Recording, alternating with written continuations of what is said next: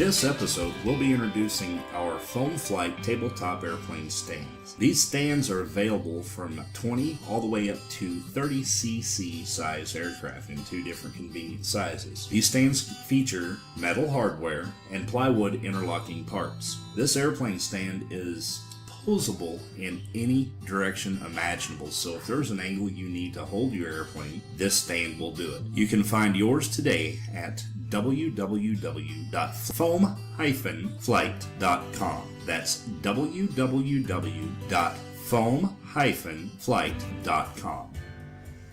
Hello everybody, welcome to another episode of Big Sky Hobby Corner. First lesson, I guess, in videoing, make sure your mic's not muted so you don't have to do this part 3 different times. Yeah, it's Monday. So I went to the hardware store today and picked up a 1/4-20 tap so we can go ahead and mount our wing and get that business done. It's out of our hair. I've already put the marks on our mounting blocks, and now what I'm going to do is show you how to transfer those marks to your wings so you know where to drill. So let me reset the camera, we'll be right back. Okay, here we are. We have our marks at the center of each block. You just measure it in, make your mark, make a little crosshair, that's where you want to hit. Then what I did, I transferred the marks back to the fuselage, okay, because we're going to cover that up with our wing, we won't be able to see it. So now what we need to do is measure from here to here and see what that is on either side. Now see, this ruler is kind of funny because it's not like eighth inch or anything like that, it's a machinist steel rule. So what I'm going to do, that's about 700 thousandths, so I'm going to write 0.700 right there. And don't wear those marks sand off. That's about 0.8. But if we made it 0.700,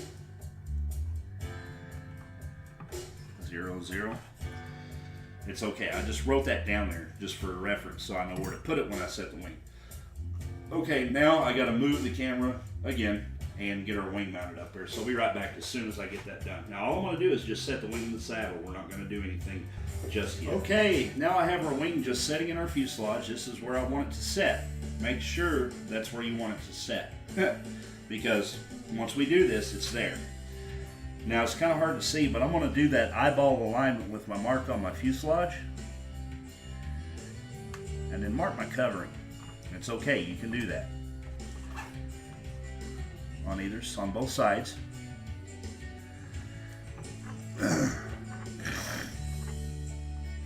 Just like that. You remember how we measured from here up? We got 700 thousandths. Okay, we want to mark that measurement on here. So I'm going to go 0.7 right there.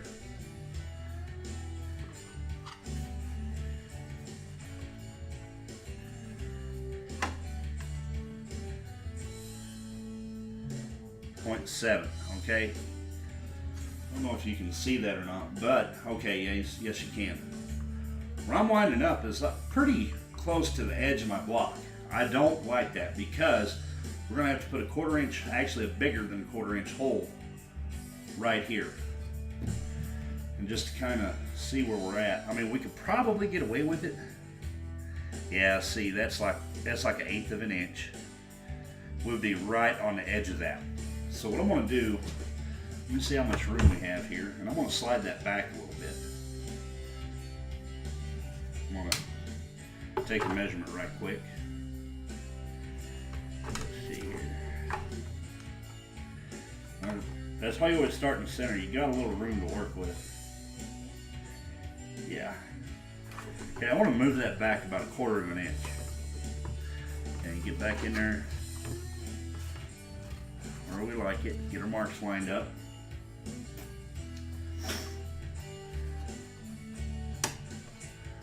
I'll line up and move it back about 1/4 of an inch. So there's 1, 2,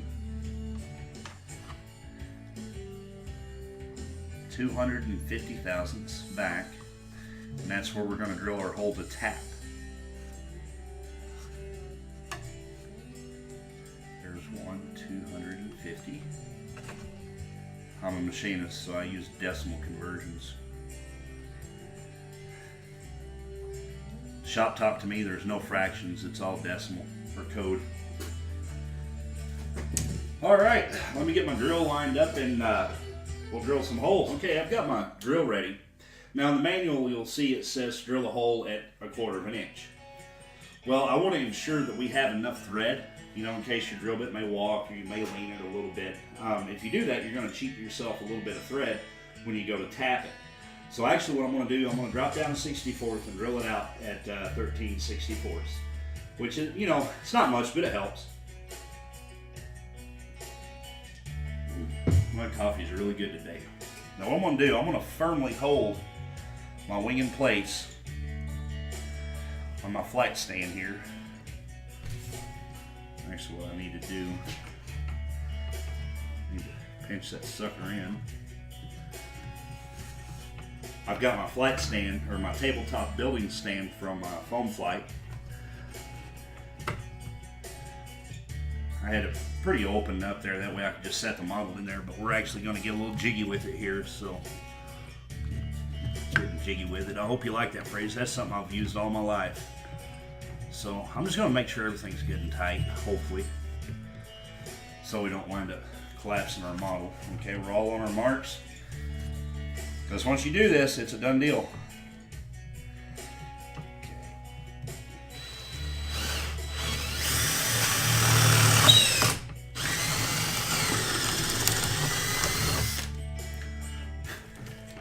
And my battery's going to crap, and you know what?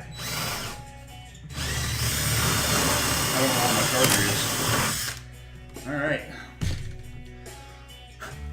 There's our initial holes. We're going to go ahead and remove our wing for now. Get it out of the way, because the only thing we have to do now is oversize that hole so that our bolts slip through. The rest of the work is going to take place right here. That's just fine. Okay. Now this is the tap.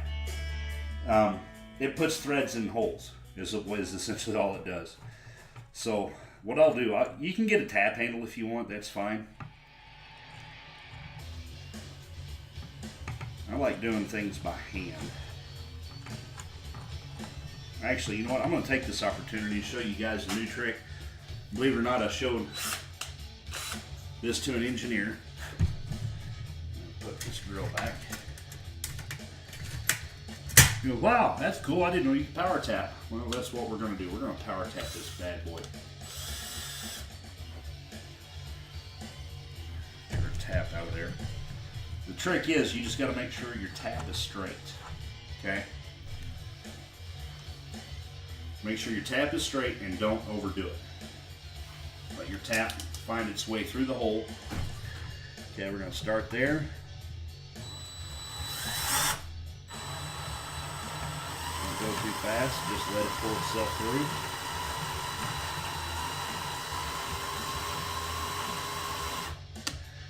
Back it out.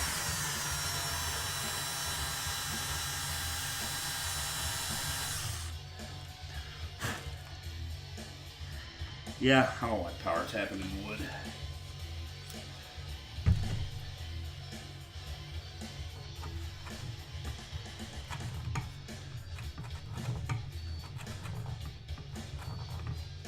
Metal, it works awesome. So we get our tap started by hand, and then we'll get our crescent wrench. Just the same thing, just let it pull itself through.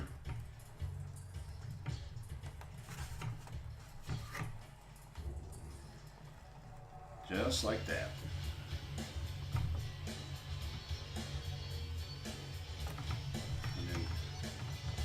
Back it out.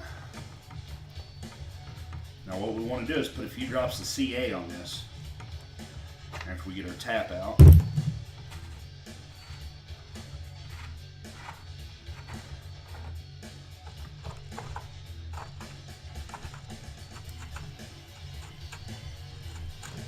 Just kind of making sure we're good to go here. That's the thing about power tapping, you don't have to feel with your hand. You're letting the machine do it for you. Which for metal purposes, that's fine. Wood, not so much. Matter of fact, I retract my statement. Don't try power tapping unless you're going into a really hard wood. to where you can't pull the thread. We could have very easily pulled the thread out of that, and then we'd be replacing a block. Okay, I got 75 bottles of CA up here. Which one's one good one? There we go.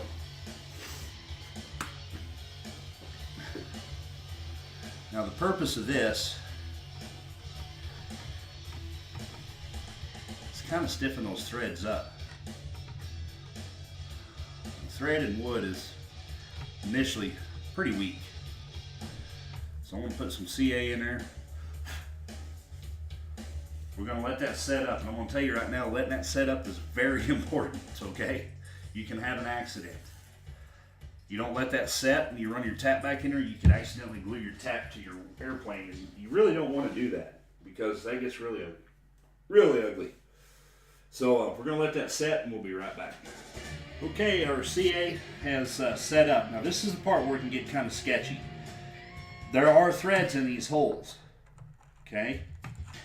So you want to make sure that you wind up in the same track. Otherwise you'll split your thread, and yeah, you can get a bolt to go in, but it's not going to be nowhere near the strength that it was. And what we're doing, we're just cleaning our threads out to where the CA might have deformed them a little bit. And just to be extra sure, I'm going to run some more CA in there when I get done here. Because see all that crap we pulled out of our autofocus, I hate it. That we pulled out of there where we cleaned it up. What the heck was that? Sorry about that. I'm home alone and a kitty cat knocked a broom over upstairs and it hit the floor.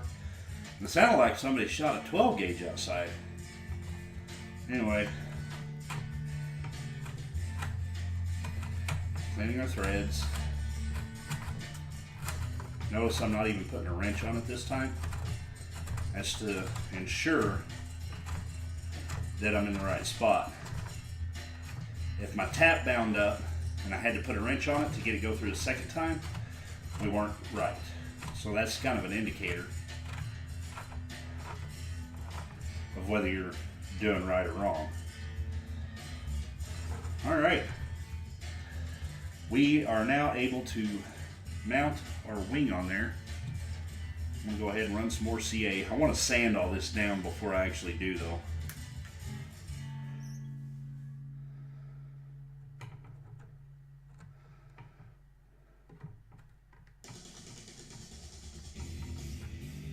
Okay.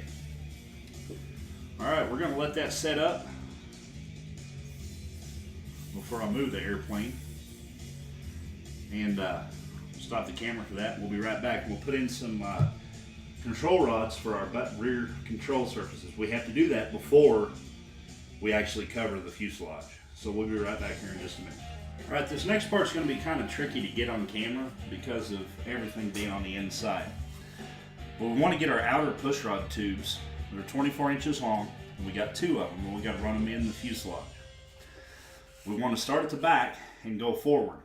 Okay, and the reason, see those 2 holes right here on the back former? They got to go through those, okay? And you can kind of see in the next former, this little cutout, that's where we're going to put them in there, okay? And we're going to take a piece of scrap wood and put over the top of them to hold them in place. Now when we get up here, you notice when we poked out our formers that there was a couple pieces piggybacking on one of the formers when we punched them out. Here they are. I hope you didn't throw them away. You notice we got a long one and a short one. This will go on the next former. And what we're going to do is drill holes, boom, boom, side by side, and boom, boom. Now we can't really do that until we get our rods in and see where exactly they are distance apart, so we don't get them too close together or too far apart and get them in a bind where they don't work so free. So first steps first. I'm going to take our fuselage, place it on our jig upside down. Or actually, I'm sorry, right side up.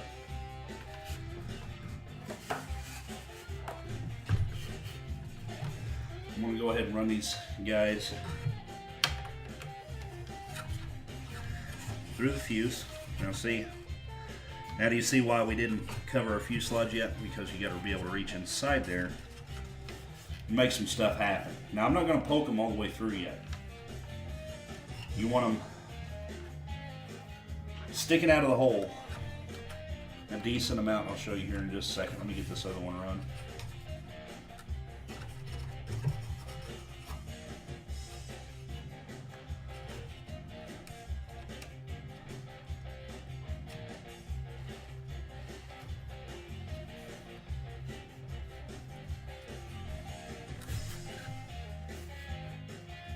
You want to run them right to the edge of your hole, just like that. Now we'll come back after we glue everything into place and notch that out and sand it down to where it's flush with the fuselage. But you want both sides just like that.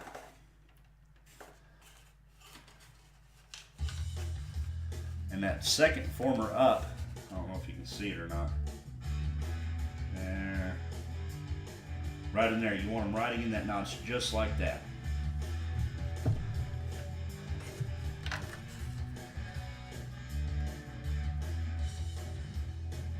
Now what we can do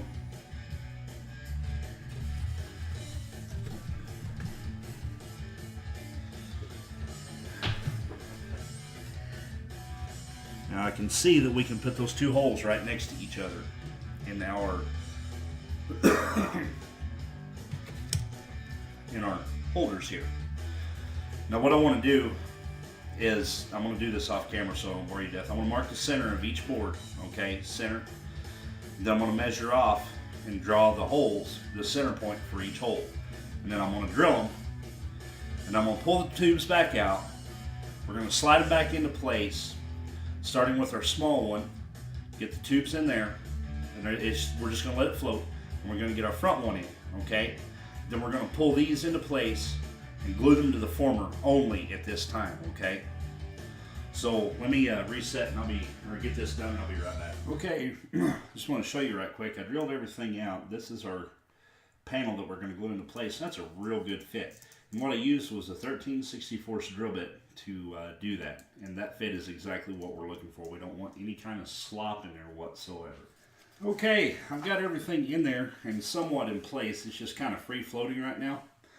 But what you want to do, you want to rough these tubes up with some sandpaper first. It is nylon, and nylon just holds better if you sand it down. So I'm going to turn it on its side, get everything sanded. I'm just going to line up the end of our tube with our hole. Just have it poke out just a touch, not much. And we'll find some CA and we will glue it in place.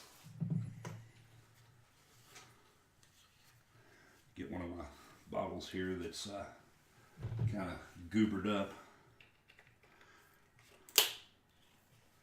Man, that's a mess.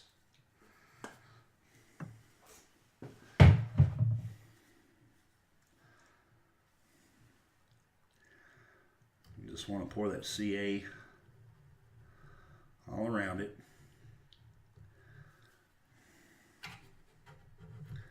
Now what you can do at this point, I'll let it set for a minute. I'm going to hit it with some kicker. For some reason it just seems like it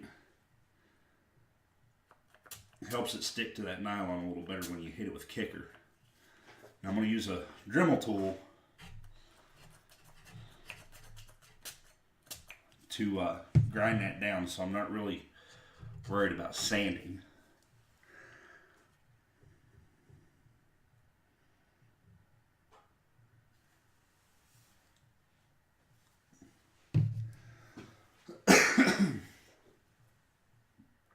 Let that, and the kicker that's there will go ahead and work on that CA that's in there. Oh yeah, good. In there real good. Okay, we'll flip it over and do the same to the other side. Just a little bit past.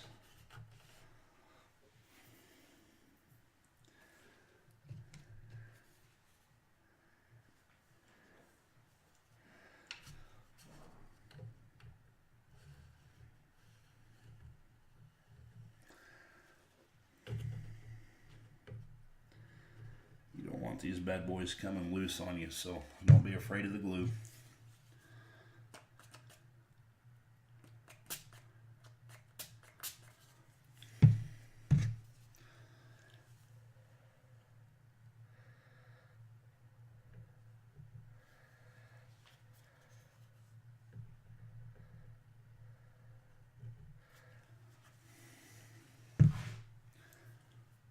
Just let that kicker go to work that's there.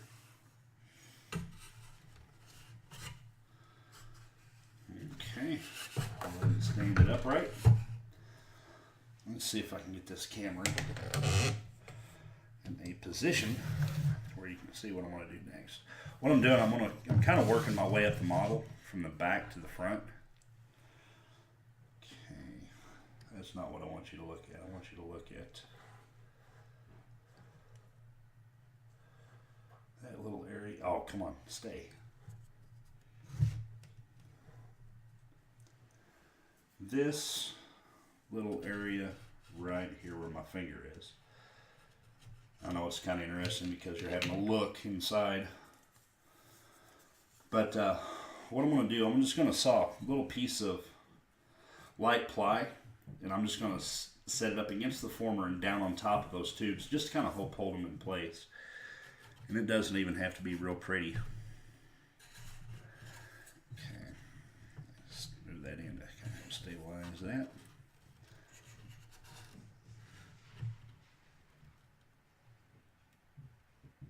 It sounds like my wife and kids are home. Okay.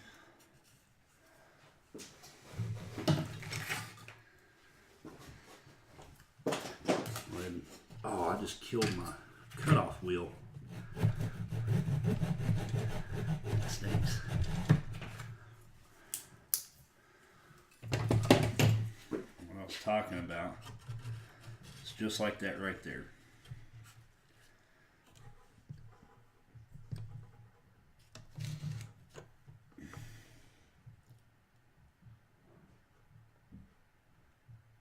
Now, focus would work for me. You can see my finger holding the plywood in place.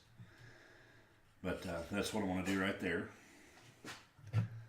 Get my fine tip CA here. It's clogged now. Never leave your tools laying on the floor because I just stepped on my little cutoff wheel and bent it. The little metal one I like so much. I think I can straighten it out. I'll deal with that later. Notice I'm just going to glue the wood.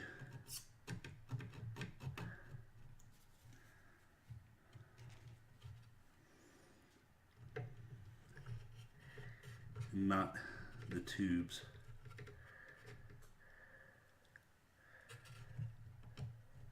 Because I just want to hold it down.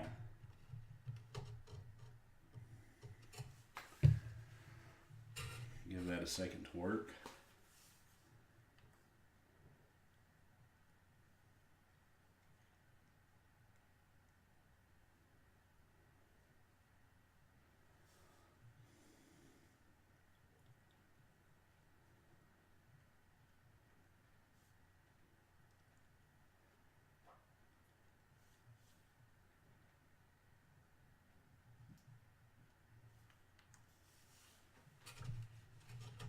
Okay,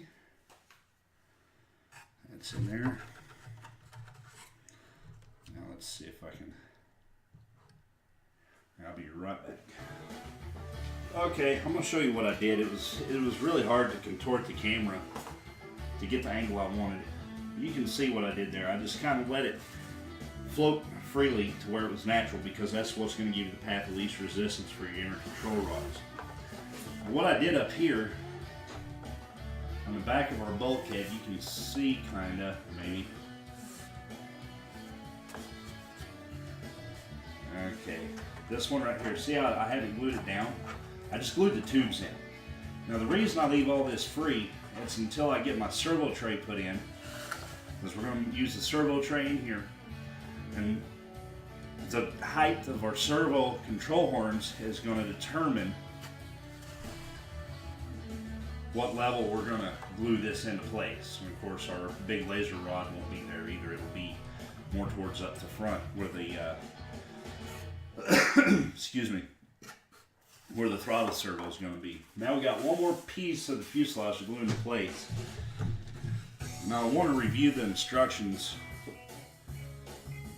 one more time just to make sure, but I believe we're just about ready to cover.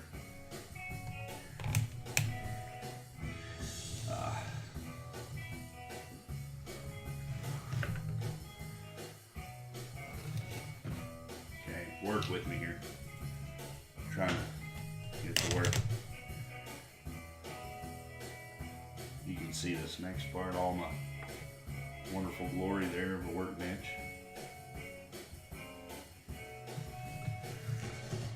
Okay, this is the next part we're going to work on. It's that sharp black pipe needs to be poked out. If I can find it.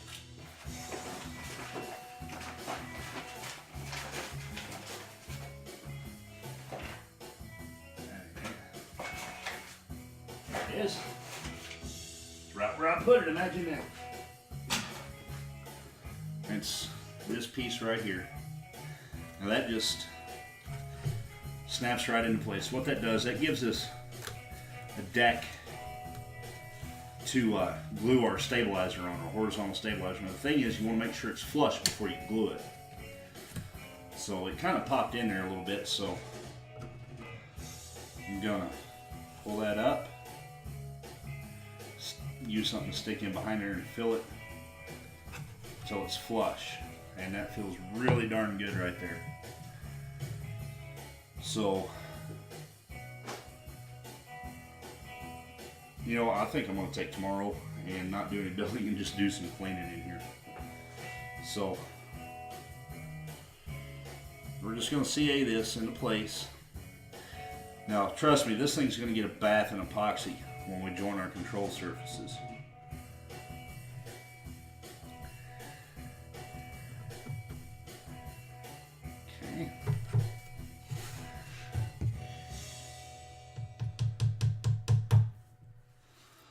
Alright, that feels pretty good.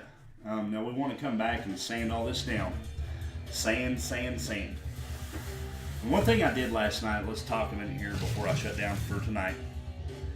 You notice here, if you follow me on the Facebook machine, I posted some pictures. Now see, our canopy, me and a viewer were discussing, there's two different ways you can do this canopy. There's the factory way, which will set something like that, a big old bubble. And then there's a modified way. He actually introduced me to it. We actually put it on backwards, and what it does, it gives it more of a jet look, you know, that slicker look instead of a big bubble poking up. And I think that's the one we're going to go with.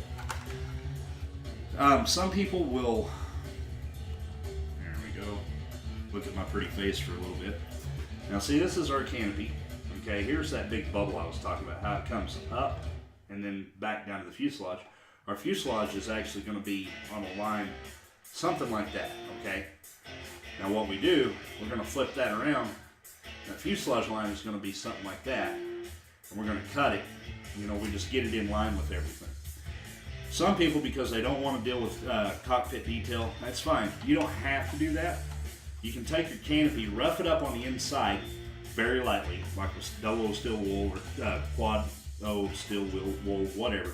The crap you get at the store, steel wool. Rough it up slightly and paint the inside of it black. You can do that. A lot of people do that. Well, I'm not going to do that because what I'm going to do, I'm going to put a voltmeter in the cockpit. That way when I turn my airplane on, I can see what my battery voltage is. Oh, my battery is not in good shape. I need to recharge. I need to do a load test. You know, just a safety precaution. So I just painted the cockpit floor and the headrest black. It offers a nice background. Let me see if I can find that. I buy these things from servos and stuff. Yeah, I see one right there. Like $4. And it's a digital readout. Now you have to build your own servo in for this. But it's really cool. I've got them in my big Avistar. With that, I'll drill a hole, of course. You won't really see the wire. But that'll set in there like that, and I'll just use a couple short servo screws to screw that down. And it's a really bright red LED, and it'll show me exactly what my battery voltage is, and it's good up to, I think, 30 volts, and which is more than enough for what I do. So that's the purpose of the black. I'm not going to paint my canopy so I can see my voltage. It's something you may want to consider. It's at www.servosandstuff.com. Servos and the letter N, stuff. Servosandstuff.com. So swing by there. They got a ton of really handy, inexpensive parts that are just awesome. Matter of fact, I build all my own extensions with parts I buy from there. Maybe we'll cover that on this build. I don't know.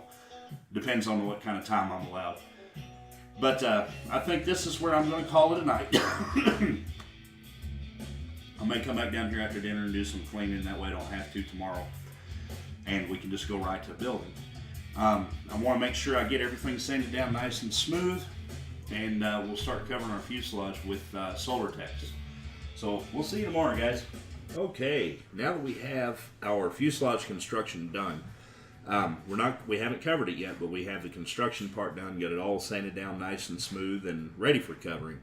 It's time to move on to our tail surfaces, get our horizontal and vertical stabilizer ready to go, get our elevator and rudder ready to go. Now see, our elevator, it's actually a two-piece elevator that we need to do some work to before we can do any kind of covering or hinging.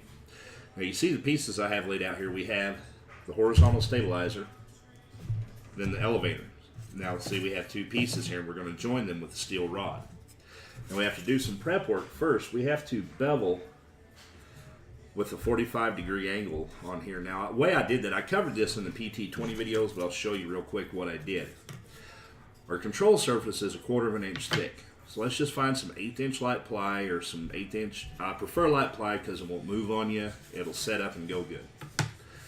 Just lay it down on something flat and put your control surface up against it, and then make you a mark.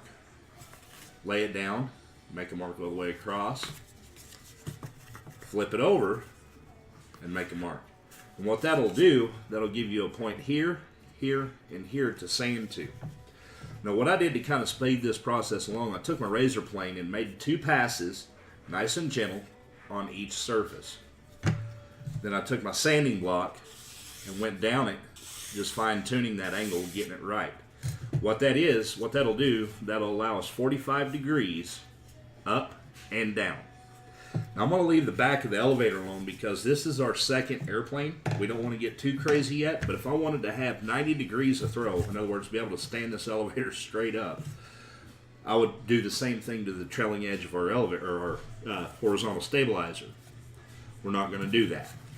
So we have our 2 elevator halves prepared, and this is our joining wire. Now what we need to do to figure out our position on this, we need to find the center of our horizontal stabilizer.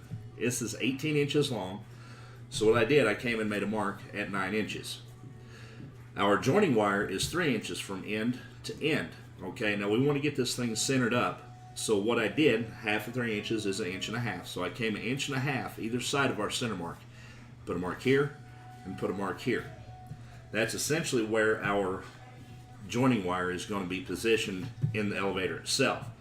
But what we need to do is put holes and a trailing edge notch, or excuse me, leading edge of the elevator notch inside here for the wire to set in. We'll epoxy that in place. That way we'll have 2 halves joining one. And the reason our elevator is split like this is to allow room for our rudder. Our rudder will set in here, and that allows room for our rudder to work like so. So let's go ahead and get this set. And what I want to do, I want our elevator and our stabilizer positioned flush here and flush out here as well. And I'm just using my pencil as a straight edge. Just get it as close as you can. Now I'm pushing it up against the stabilizer and out. Now my table's not flat anymore. I got a big glob of glue underneath here. My foam is shot. I need to get another piece of foam. Of course, this foam is built for 5 airplanes, so it's about due for a change. So just making sure there. And then what I want to do is center our wire up and get our ruler at this point.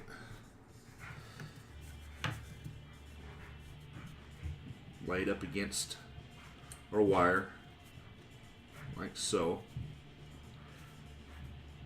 Actually, we don't even need to do that because I made marks. I was going to do that the hard way, and I've got it laid out right here. Our marks on our elevator, just line our wire up on our marks. Get it straight. Whoops, I bumped that. There. Without moving anything, I'm going to make a mark here because that'll be the center line of our wire.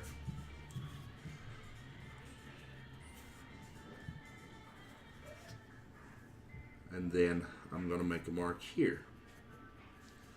Now what we need to do is get a drill the same size as our wire. And I'm going to just transfer this mark, and I'm just going to, you can get a square if you want to. I'm just going to eyeball it down to that center line here. See that little cross? That's where we're going to put our hole. And the same thing on the other side.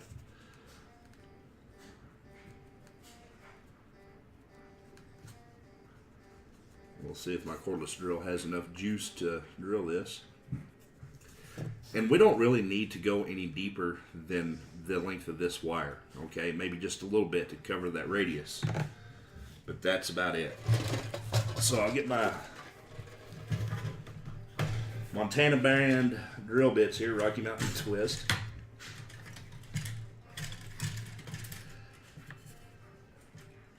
And we'll find a size. Fits that perfect. I'm pulling up a 7/64, and I'll show you a quick way to kind of double check that. You can take the end of your drill bit and hold it up there, the shank of your drill bit, like that. You know you're right if you can see the drill bit, but if you can see the wire, you're too small. That is actually a matched size, so that's the one I'm going to use. I'd rather be able to have to force it in there just a little bit than it just slide, because if it slides, that allows room for things to get sloppy. And when things get sloppy, you lose control. So we want her good and tight. I cannot find the charger to this drill anywhere. Okay, I'll lay her down there on the edge of the table.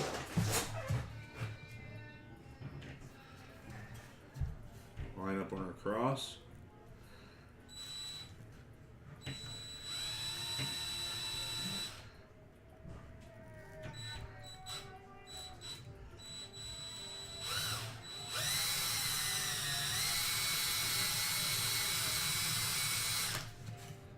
Yeah, make sure we're not coming out anywhere.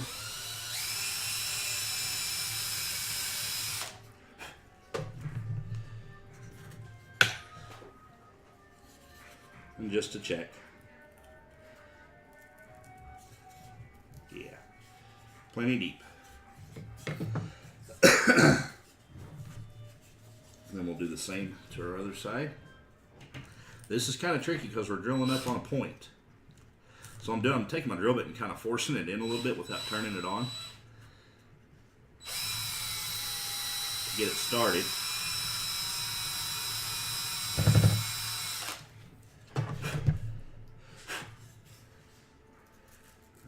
Plenty deep there. Okay.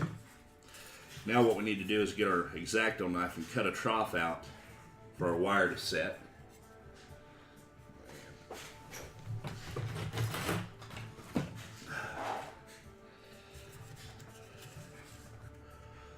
What I'll do, I'll just hit the bottom of our hole here. Try to cut straight out. We're creeping towards the center because the grain of the wood is pulling our knife up that way.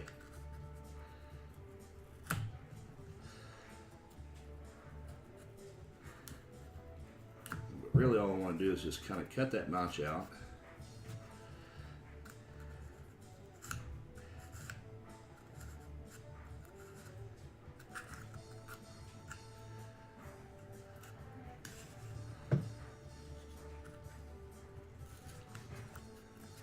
This is really soft balsa, so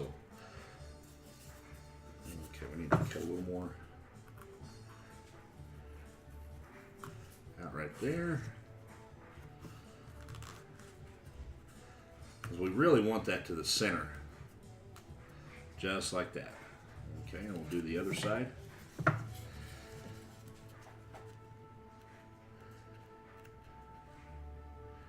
This piece is a little bit denser balsa. When I say denser, it's the grain is a little tighter compact. And you can tell when you go to cut it.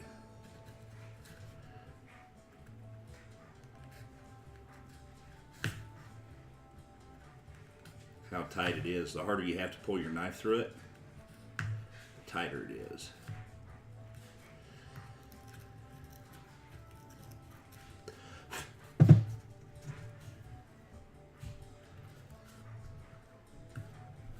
In there, that looks fairly good. We'll get this piece in there. That looks good. Now we'll just hold it up here and check. Now when I line my marks up, about like that, we should be good and flush, just like that. Looky there. I'll be darned. Okay, I'm going to cut the camera. I want to find something good and flat to put under this, and I'm going to also, I got to loosen up some epoxy. I'll get that mixed up, and then we'll come back.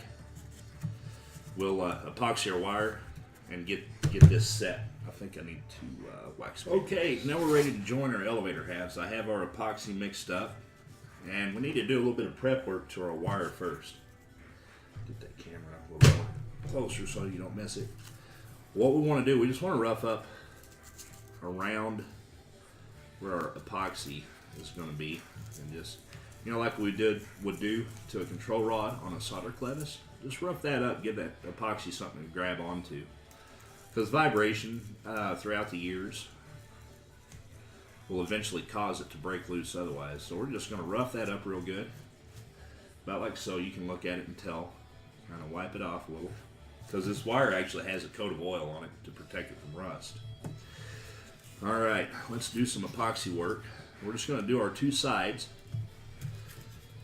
And I've got a stick so I can spread the epoxy a little better. I'm just going to lay it in that groove.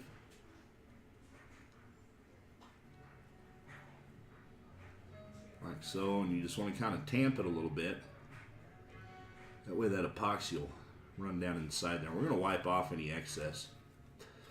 Also, before I stab my wire, I'm going to put a little epoxy on it too, just to ensure that we get some epoxy down in the bottom of the hole. Alright, we'll just stab it in there, just like that. We'll wipe off that excess, set that aside for now. Small epoxy job here. It's really cool when you get it to balance like that, because then you can just do this. Let that epoxy go down in the hole. Okay.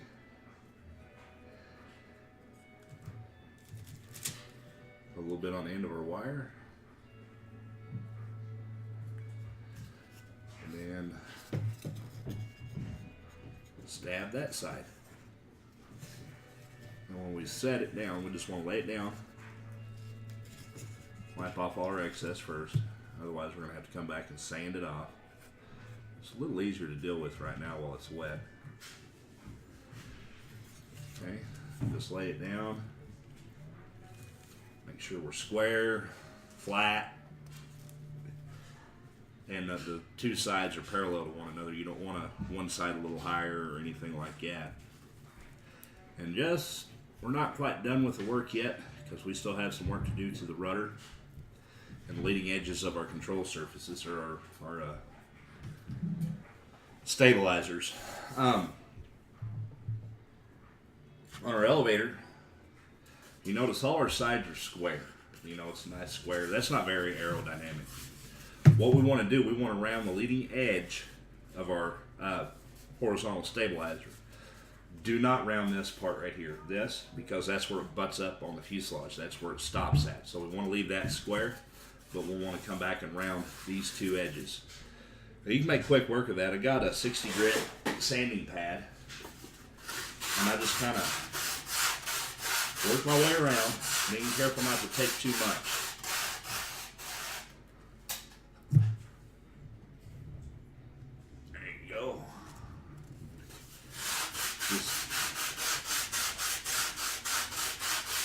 working my way around, not focusing on one area too much. When we get it pretty close, we get our flat sight on.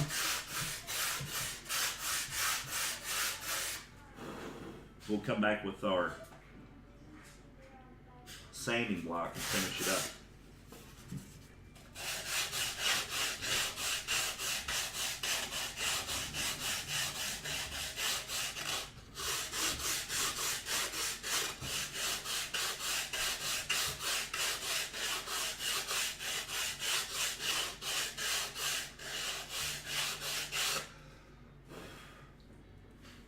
Alright, looks pretty good. We're going to take our sanding block. Just kind of work your way up and down and around. And eventually you'll have a rounded surface.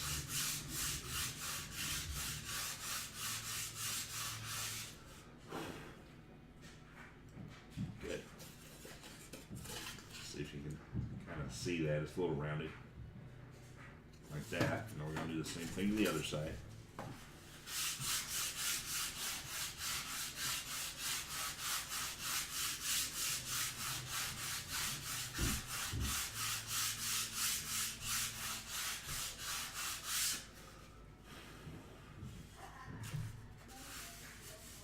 Just like that.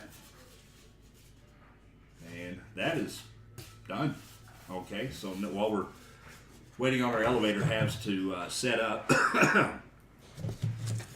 we can move on to our rudder. These are our rudder pieces. This is your vertical stabilizer. It's a short guy. There. Okay. This is your vertical stabilizer, and this is your rudder. The vertical stabilizer is the part that's going to set on top of the elevator after we get it mounted. And there's our rudder, the part that's going to do the left and right in the yaw axis. They're going to go together similar to this. Okay. Now we have a little bit of work to do here before we can cover these. Again, round the edge, 45, and then we got to mount our tail wheel bracket on here as well. So let me get set up for that, and I'll be right back. Not much setup really. All I did, I just changed the drill bits to a 3/16, which that's the wire size. What we need to do is drill a hole in the bottom of our rudder to mount our tail wheel bracket. And you look, we got that side, that funky hook, that's where our wheel goes. And we got a side with a 90-degree bend. This is the part that goes up into the rudder. Okay, so what we want to do, if we'll look at our rudder, you notice we have an edge, a 90-degree, a slide angle, slide angle, slide angle. This 90-degree identifies the leading edge of our rudder, okay? So that, on the bottom side with angle, the angle part is going to be the bottom. That's where we want our tail wheel bracket to go. And the easy way to do that, we'll lay this on there. Slide that back about 1/8 of an inch. Anyway, now that that's done, that's right about where we want it. So I'm going to make a mark where we want to drill our hole.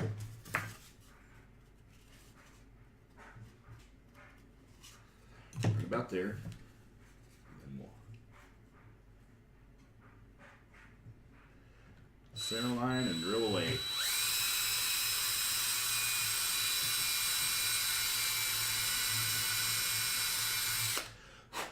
I've got to find my charger.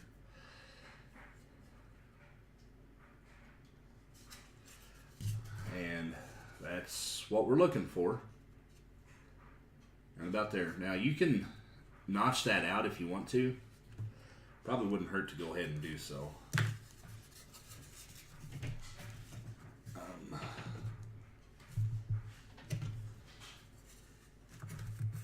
Let's go ahead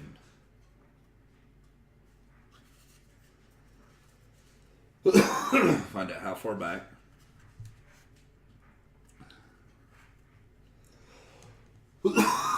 Dang. Started a fire in here and it dried out the air. I didn't put a pot of water on like I should have. I'm paying for it now.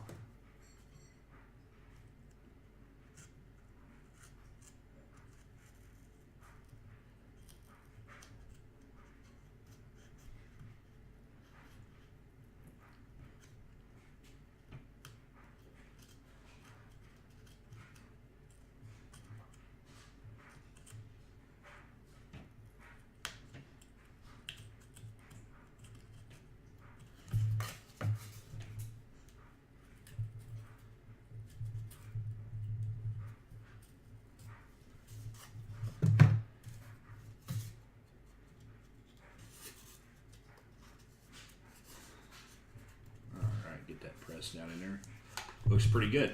Now you can use epoxy in this area, but we're going to use fast CA this time because CA penetrates a lot more gooder than epoxy does, and that'll make this entire area rock hard, and that's what we want to do. So just kind of drip it all along there, soak it and get it good.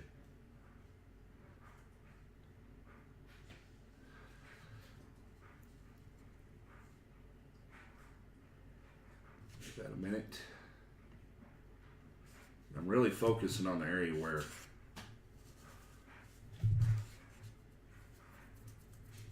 show you how well it penetrates. Probably kind of hard to see in the camera, but CA is leaking out of the wood right here. That means that's just how far down it goes into the wood. I mean, it dries faster and allows you to work a little quicker, but this is, it's kind of a vital part, but not a vital part like a wing half. So we'll do that. Okay, we're going to let this stuff set up a little bit. I'm going to go get some coffee. Oh, goobered that one up. And we'll be right back. Okay, folks, well, this is it. We have our horizontal stabilizer shaped. We have our elevator halves built. We have our rudder shaped and sanded. And we also have our rudder tail wheel wire installed, shaped, and ready to go. We're ready to cover all the fuselage parts and then assemble our ARF. We're once again in the ARF position now. We're ready to do all of our covering.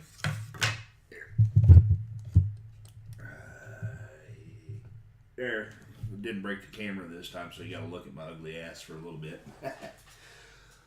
We are ready to cover the fuselage, cover all of our tail feathers, and get those things mounted. And once our tail feathers set up from the epoxy, we're ready to hinge our control surfaces on.